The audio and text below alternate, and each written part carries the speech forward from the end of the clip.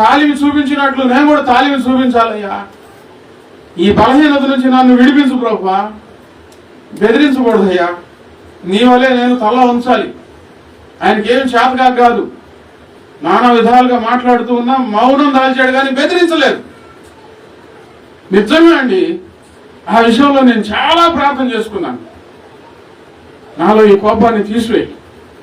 నువ్వు అంత బలవంతుడైన దేవుడై ఉండి, పరిశుద్ధుడు అయి ఉండి మాటలు పడ్డావు కానీ భూమి మీద తిరిగి దూషించలేదు, తిరిగి ఎవరిని బెదిరించలేదు ప్రభువా. నేను కూడా అలా ఉండాలి అని ప్రార్థన చేసుకున్నా. ప్రార్థన చేసుకోక ఆ లోటు తీరితే ఏమవుతుందంటే గిన్నె నిండి పొర్లుతుంది. నా గిన్నె నిండి పొర్లుతున్నది.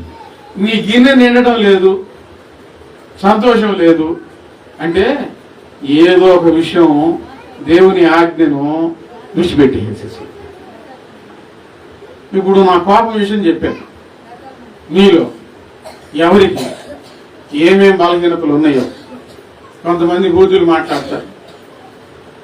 ఆ విషయం ప్రార్థన చేసుకోవాలి, వెతకాలి. అదే యేసయ్య పాదాల దగ్గర వెతకటం అంటే ప్రార్థన చేసుకోవాలి. నా నోట ఇవి తీసివేయి, మంచి మాటలు నాకు దయచేయి ప్రభు అని ప్రార్థన చేయి. కొంతమంది దొంగతనం చేస్తారు. ప్రార్థనకు వస్తాను, ప్రార్థనకు వచ్చే వారి గురించి ఇప్పుడు ఇవన్నీ చెబుతుంది. దేవుని దగ్గరికి వచ్చి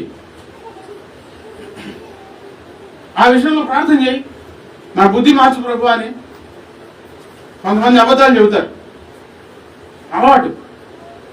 ఆ విషయంలో ప్రార్థన చేసుకో.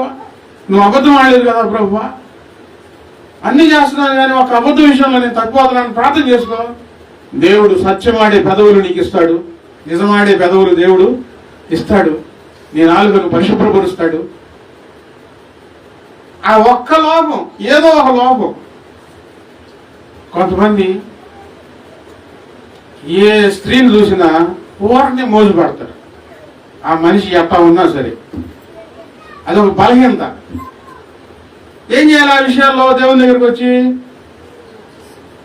నాలో ఉన్న వ్యామోహాన్ని కాల్చివేయి ప్రభువా, పరిశుద్ధమైన జీవితం నాకు దయచేయి ప్రభు అని ప్రార్థన చేయి. కొంతమంది పురుషులు చూడంగానే వీళ్ళు గొంగల పురుగుల్లాగా మారిపోతారు, అదేంటి ఒక రకంగా మారిపోతారు అంతే. బలహీనత. ఏం చేయాలి? ఈ విషయంలో నాకు బలం దయచేయి ప్రభువా. స్టాండర్డ్గా ఉండాలండి.